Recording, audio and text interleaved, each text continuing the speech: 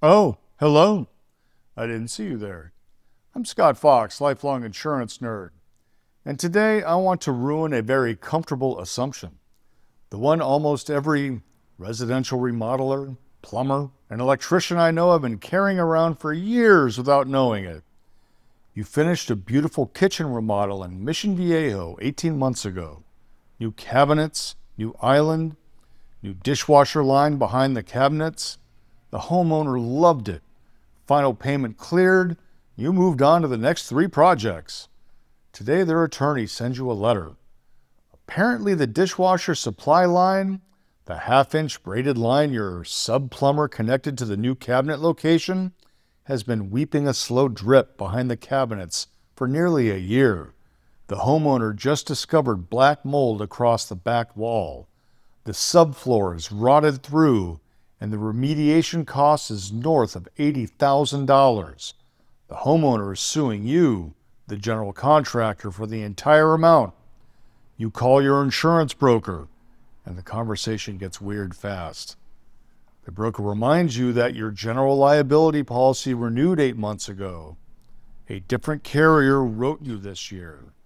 The new carrier looks at the claim and says, "The loss happened on a job we didn't insure before your policy started. This is a prior carrier issue." You call the prior carrier looks at the claim and says, "The loss was discovered after our policy ended.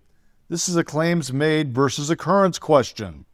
And either way, the manifestation date is post-policy. 2 carriers, 2 denials, one $80,000 claim sitting on your business. Here's the gap almost every specialty contractor, residential remodeler, plumbing contractor, and electrical contractor runs into when they switch carriers without understanding what completed operations actually means.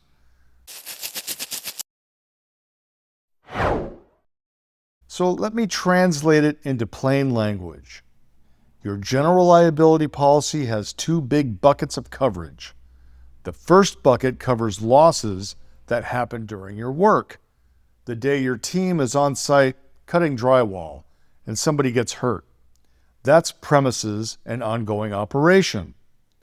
The second bucket covers losses that happen after your work is done. The dishwasher line you connected 18 months ago that's been quietly leaking. That second bucket is called completed operations. Sometimes products in completed operations on the declarations page. Now here's the part many contractors don't realize. Completed operations claims can come back years after the work was finished. Construction defect claims regularly surface 3 to 10 years after the project, sometimes longer. In California, many residential construction defect issues have an outside window that can stretch up to 10 years for certain latent defects. Your work from 2016 can come back to bite you in 2026. The question your insurance has to answer when those claims hit is which policy was in force at the moment that determines coverage. And the answer depends on how your policy is written. Most contractor general liability is written on an occurrence form. An occurrence policy covers losses that happen during the policy period, regardless of when the claim is filed or discovered. So if your work in 2023 had a defect and the leak started in 2024 and the homeowner discovers it in 2026, the policy that covers the loss is the policy in force in 2024, the moment of the actual occurrence, even if you've changed carriers 2 times since. The catch is, carriers can still fight about what the occurrence actually was, and those fights cost time and money. Some specialty contractor coverage and almost all design professional E&O is written on a claims-made form. Claims made covers losses where the claim is filed during the policy period, regardless of when the work was done. With claims made, if you switch carriers and the new policy doesn't include prior acts coverage, the new carrier won't cover claims for work you did before they wrote you. And the old carrier won't cover the claim because it was filed after the policy ended. Here's the trap that hits most contractors at renewal. Mid-project, your renewal lands. The new quote is significantly better than your existing carrier, maybe 20% cheaper, and you switch. 6 months later, the project finishes.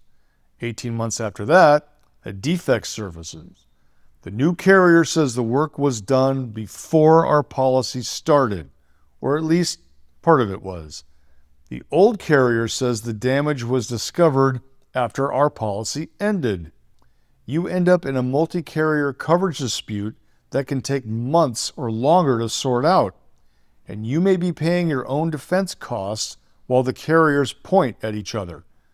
If you're on a claims-made policy and you switch carriers, the most important purchase you may ever make is something called an extended reporting period, usually called a tail.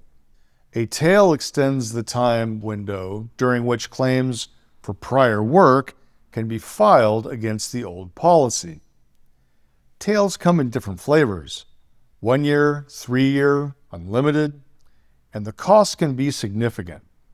The temptation is to skip the tail because it's expensive.